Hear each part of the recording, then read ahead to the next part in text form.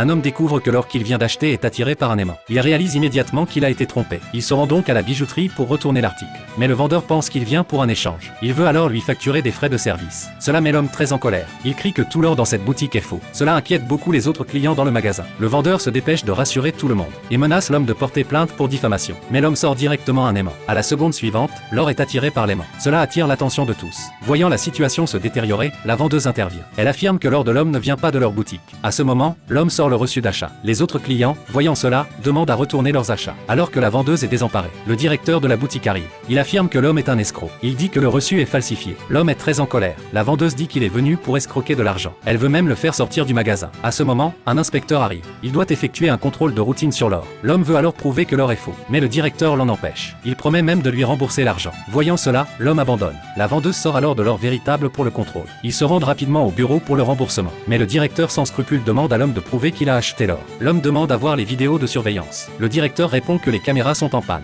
L'homme est très en colère. Mais à ce moment, la bijouterie est cambriolée. Le voleur met l'or véritable dans un sac à dos. Juste au moment où il s'apprête à s'enfuir, il heurte l'homme qui vient de sortir. Mais le voleur prend le sac à dos de l'homme et s'enfuit. L'homme découvre alors un sac à dos plein d'or. Il prend le sac et demande au directeur. Le directeur pense que c'est l'or faux de l'homme. Il déclare rapidement que cela n'a rien à voir avec la boutique. Alors l'homme commence à filmer avec son téléphone. Le directeur affirme avec assurance que l'or de l'homme n'a aucun lien avec eux. L'homme rentre chez lui avec le sac à dos. Mais peu de temps après, le directeur vient chez lui avec un cadeau pour lui rendre visite. L'homme ne veut pas les recevoir. Le directeur s'excuse et veut récupérer l'or véritable. Quand l'homme ouvre le sac, le directeur est très excité. La vendeuse veut immédiatement prendre le sac. Mais l'homme les en empêche. La vendeuse veut appeler la police pour l'arrêter. L'homme montre alors la vidéo qu'il a prise auparavant. Voyant cela, le directeur devient tout de suite poli. Mais l'homme ne veut pas les laisser partir si facilement. Il leur demande toutes sortes de preuves. Il exige même des vidéos datant de 100 ans, lors de la création de la boutique. Mais le directeur ne peut pas prouver cela. Il finit par s'agenouiller et supplie l'homme de lui pardonner.